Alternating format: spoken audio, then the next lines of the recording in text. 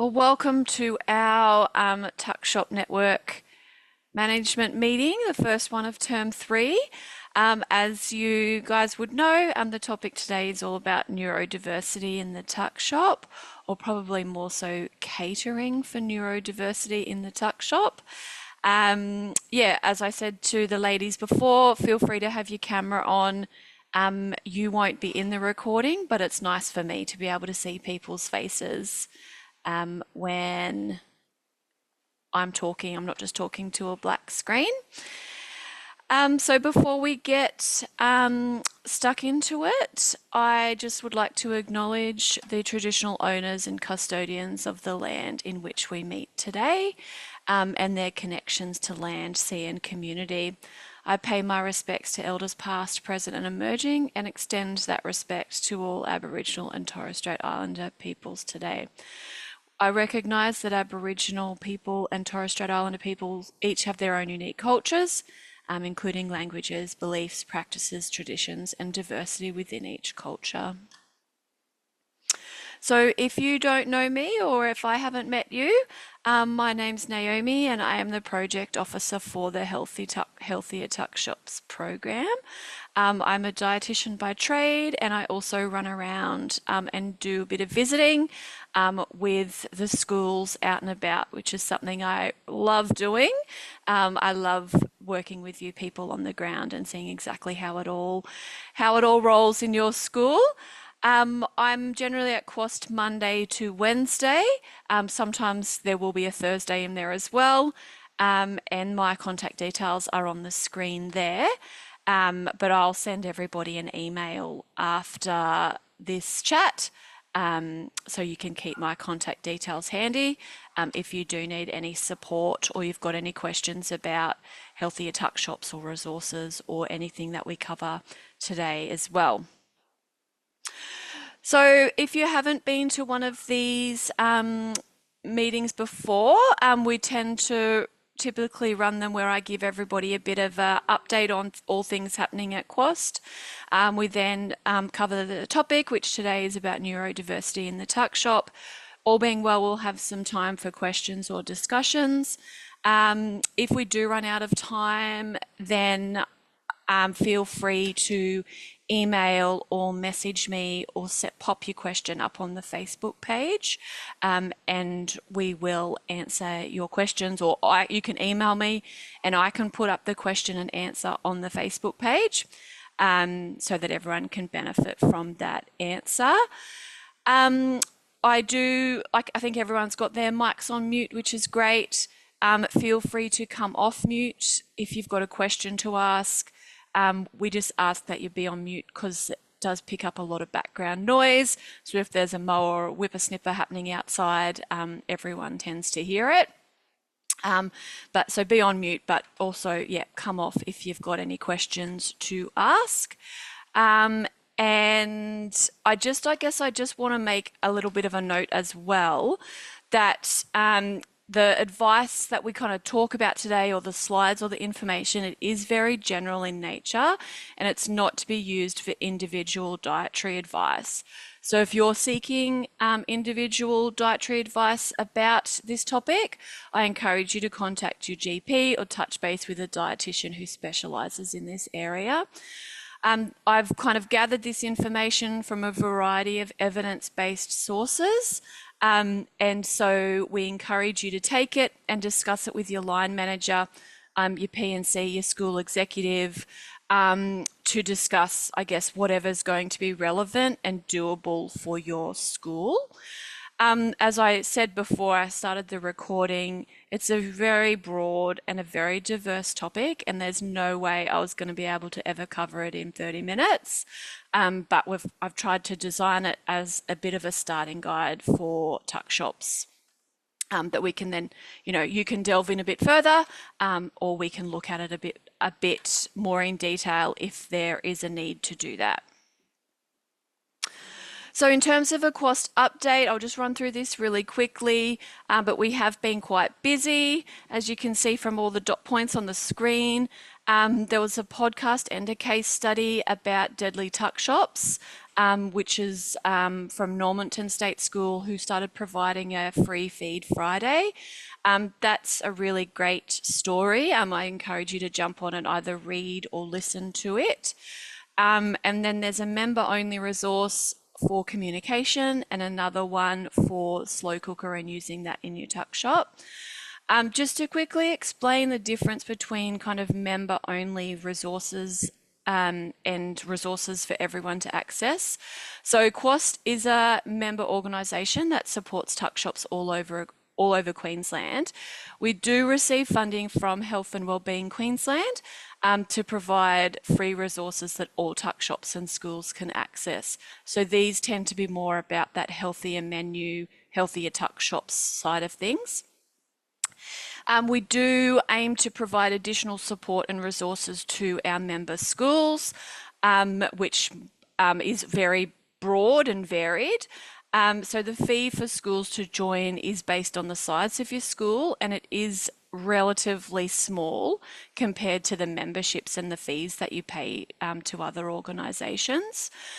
So resources might include things like financials, menu health checks, the Tuckshop management course, and a range of other helpful resources. There we've popped some new recipes on there as well. So a few slow cooker ones given the season. My slow cooker's on downstairs as we speak.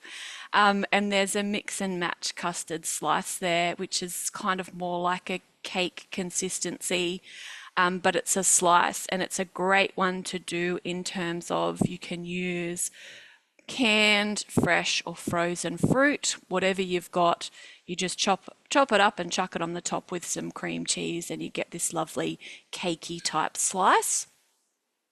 So I just mentioned the Tuckshop Manager course before. So this is one that we combined that Tuckshop Managers course and the Pathway to Profit course into one course, and we've just run two, one last week and one this week, and feedback so far has been really positive, which is great to hear. I think it's a really good course. I think it covers everything that you need to know, whether you're new to the tuck shop or whether you've been there for a little while. And I've really enjoyed, delivering it and being part of that, and also hearing the stories. I love hearing you people share what you do in your tuck shops, and I write a big long list of all the things that I can share with others or that I can add to resources and things like that. So it's valuable for us as well. If you are interested in doing that, let us know, because we're going to put some dates down for term 4 and then again for term 1 next year. And just another little reminder there just about the healthy menu planning course. I guess when I've been out and about in schools, something I've really noticed is that there's not a lot of time or money set aside for professional development for you wonderful people who work in the tuck shop. So this course is, I guess, can help fill that gap because it doesn't cost anything, but it can still, give you some great information and knowledge. It covers nutrition, basic nutrition, planning the menu, and some basic marketing. It's self-paced, it's free, and it's online. So you can do it, jump in and out as you like, and do it at your own pace. If you are doing that one and you run into any hurdles, like whether it's IT or the content, let us know, because we can support you or we can fix up that IT glitch, whatever it might be. So to start today, I thought I'd just do a few definitions so that we're all on the same page. So neurotypical is a term that was created by autistic people in the 90s, referring to individuals whose functioning falls within dominant societal norms. So they think, feel, communicate, behave the way most of society does. This is the opposite to neurodivergent, which is our next definition. So it's a term that refers to any mind or functioning that differs from normal or dominant society norms. So it might be functioning that's different around rules, feeding, thinking, acting, learning, communicating, and so much more. So neurodivergent is the opposite of neurotypical. However, neurodivergent is not the same as neurodiverse. So neurodiverse is a term that describes a group of individuals who represent the spectrum of neurodiversity. I put that picture there because the term neurodiverse doesn't just refer to autism or ADHD. Experts actually refer or say that neurodiverse is an umbrella term that encapsulates so many mind functionings, including dyslexia, obsessive compulsive disorder, post-traumatic stress disorder, etc. That difference in function may occur due to genetics, nature, nurture, something's happened, or there might be no reason for that difference. It's very much a spectrum and people can be anywhere on it. And that spectrum is not, and they can change where they are on that spectrum based on age and circumstance. It's not necessarily a linear or a big line, and every experience of neurodiversity is different. So for you guys in the tuck shop, this is a very challenging topic. So some of the challenges that are faced in the tuck shop with this is so smart choices. So we often get feedback that tuck shops want to serve plain chicken nuggets to students as this cater to those neurodiverse needs, yet they're considered a red item per smart choices when they're served alone. If served with veggies, their rating may be improved. However, this is often the second point here, with some individuals don't like their food to be served touching or together. So serving the nuggets with veggies might create that challenge of food touching. So same foods is a concept that's associated with positive neurodiverse eating experiences.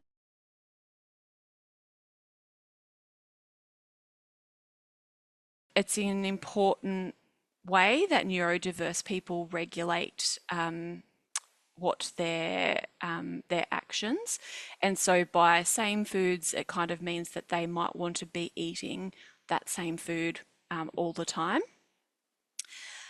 Texture, temperature, and smell are often a challenge that tuck shops face as well, because these are elements of food that can cause children to avoid certain foods.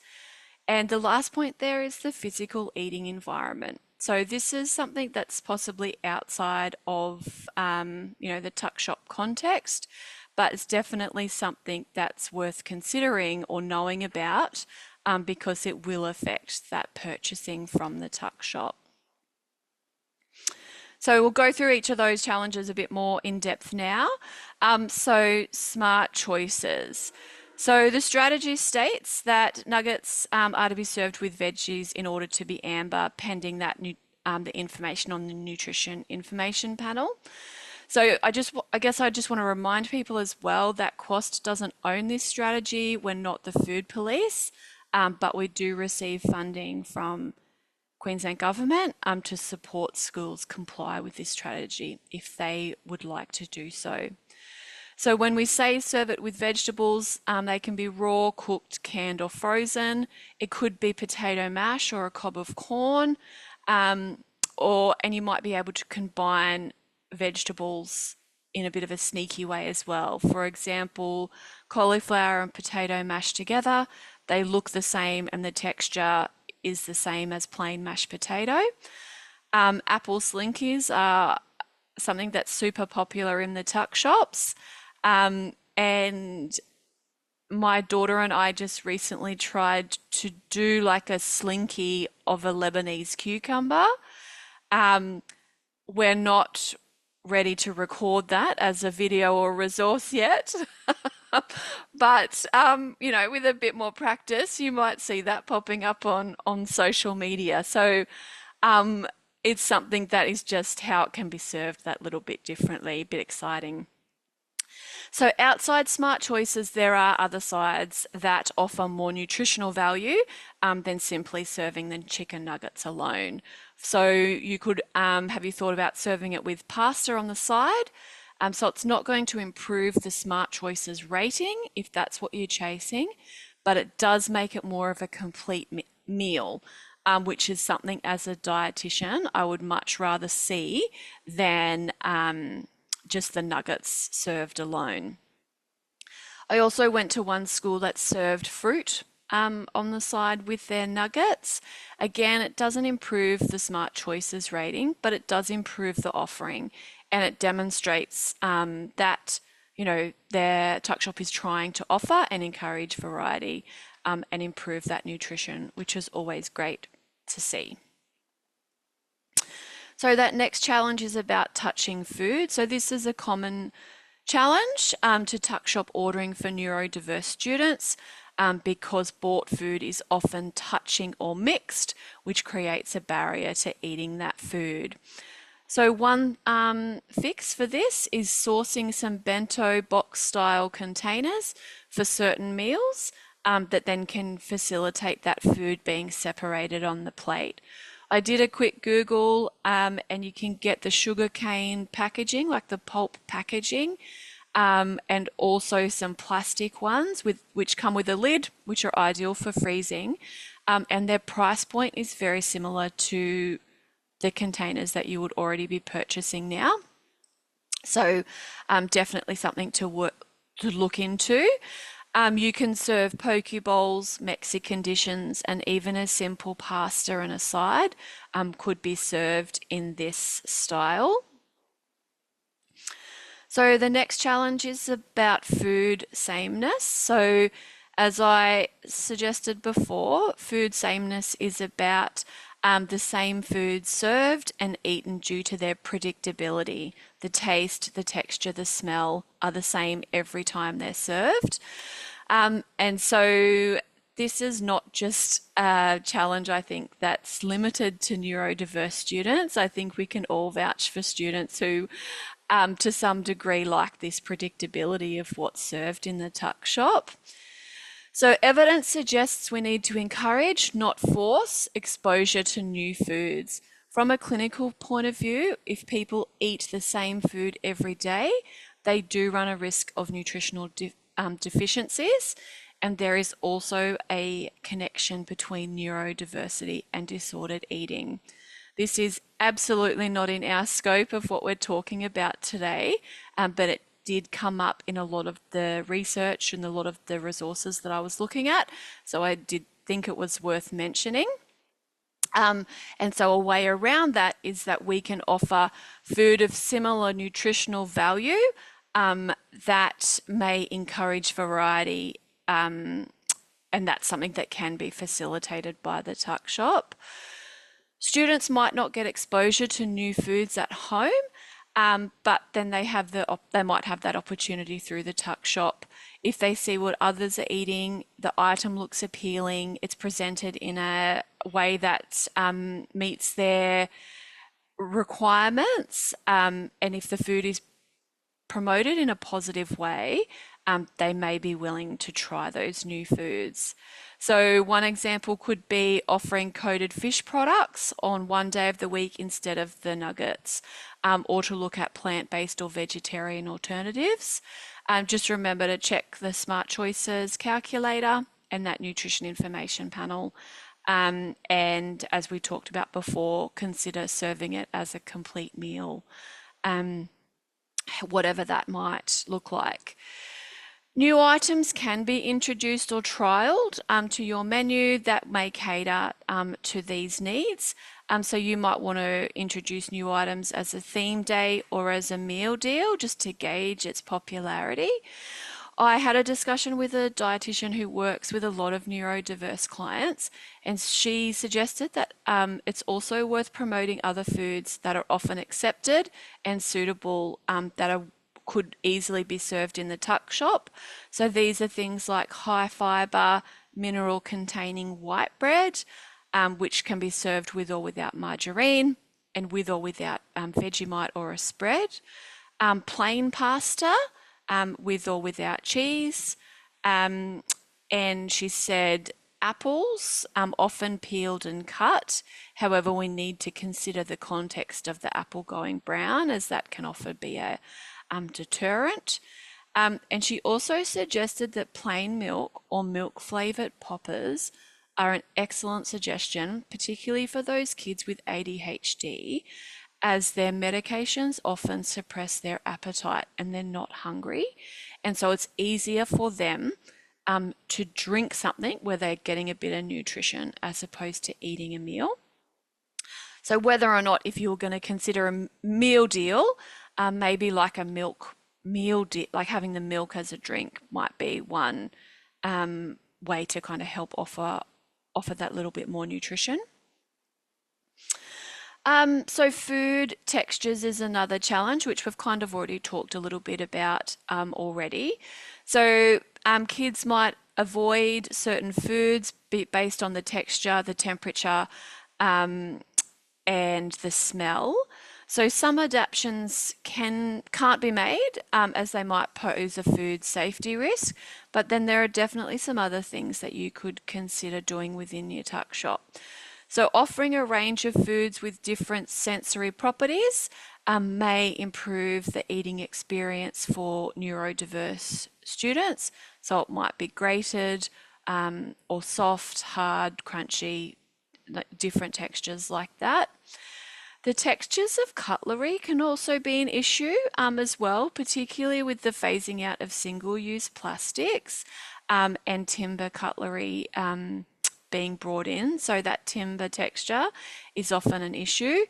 So if this is the case, talk to parents or put out a bit of a info flash from your tuck shop, encouraging them to keep a set of, like those parents, to keep some portable, safe cutlery in that student's school bag, or encourage finger food options that don't require the use of that timber cutlery. I also listened to another podcast that where a dietitian said she often had more success encouraging frozen grapes opposed to fresh ones, or the consistency and taste of frozen blueberries was often better received than fresh ones. And students often think of frozen as a bit of a treat. And so by freezing some fruit or grapes, it might be a simple way of encouraging the consumption of more fruit throughout the school day. So circling back to the nuggets example, so serving nuggets might simply, it might not solve the problem of having something that caters for neurodiverse needs, because the nuggets that are served in the tuck shop might not be the brand that child likes or prefers. The texture might be different, and the temperature once they receive it might actually be different from what they eat at home. And so then they no longer, I guess, consider that food a safe food. So I guess because we often get asked, can we just serve nuggets? I think it's not necessarily going to solve that problem anyway, because there's so many other variables at play to consider. So the eating environment as the last challenge. So as I said before, it's possibly out of the tuck shop's control, but it's something that the P&C or the school can look into, having a quieter space for some students to eat. The lighting may need to be a bit lighter there as well. A lot of primary schools have a play first, eat second policy, so that the kids can run around and work up an appetite and then sit down and play. And it also means that those kids aren't distracted by playing, that they don't want to eat their lunch first. So that's often something that helps these kids get a bit more food into them throughout the day. And I think in a high school environment as well, lining up with a lot of other students and then having to make the choice of what to eat at the counter could be a very overwhelming experience. So if you're in a high school tuck shop, maybe have a think about, is there a way around that this can still be done efficiently and effectively, while still being inclusive. We want to avoid that special treatment, as special treatment could be overwhelming in itself. But, can these students be encouraged to come after the initial rush? Can they encourage to pre-order, so they know they get what they want, and then pick up potentially from a pre-order window or a different counter, to make it a bit less overwhelming. So communication tends to come up in every single network meeting that we do. So my guess is that it's important. I could just put this slide in every one I do, just copy it, I think. So we encourage you guys to encourage open communication between parents, students, and the tuck shop, so that everyone has a good understanding of how it all works and what can be done within the context of the school tuck shop.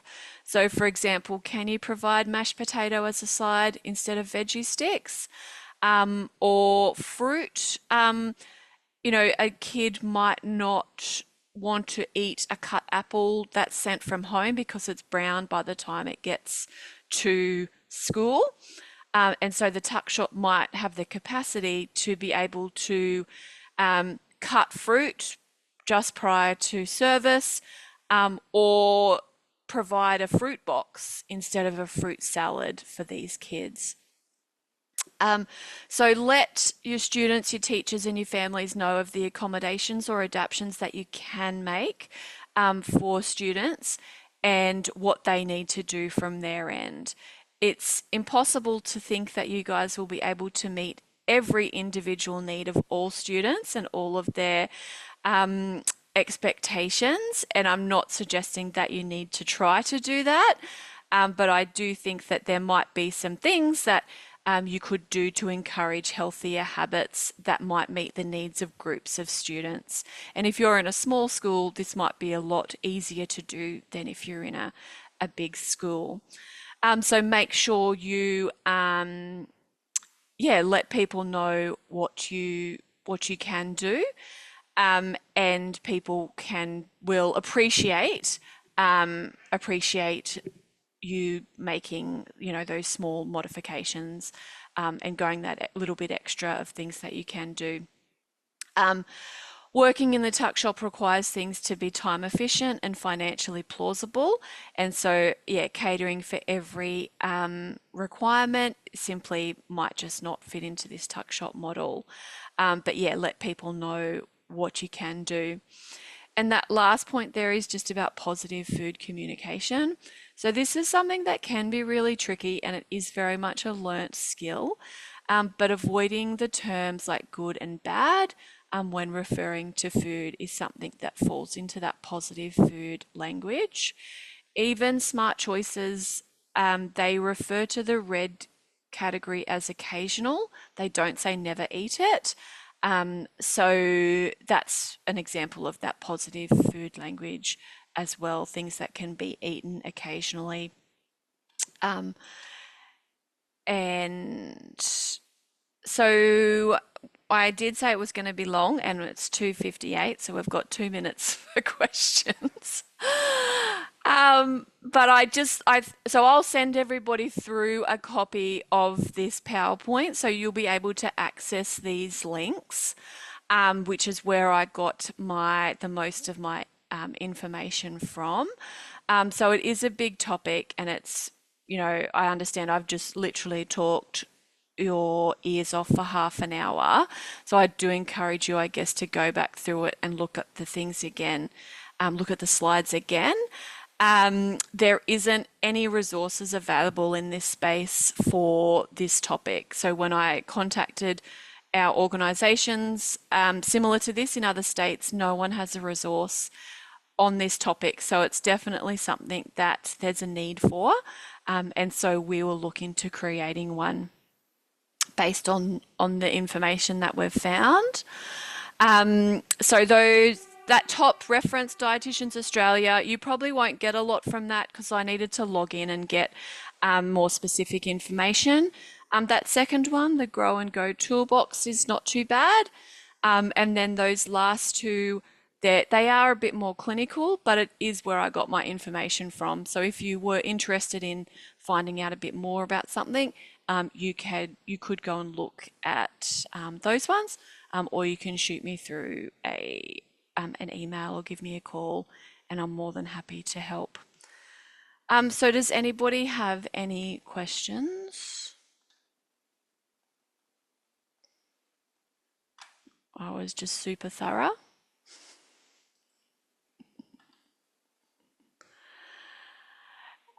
If you do think of some in the next little bit, yeah, just absolutely let me know. I often think of questions at about 2 a.m. in the morning, thinking I should have asked that. So don't ring me then, but feel free to send me an email. So what's coming up next? So the next Tuckshop Network meeting in 2 weeks is on recipe costings, and the one after that is about healthy, profitable tuck shops. I just wanted to flag that the recipe of the year entries are also open. So if you've got something that you make that your kids love and you guys love making it, we would love to see it as well. So send that through as an entry for recipe of the year. Chrissy usually pops the recording of the session online tomorrow or Thursday, and I'll email you a copy of the PowerPoint as well. And yeah, as always, stay in touch and, reach out if you need anything.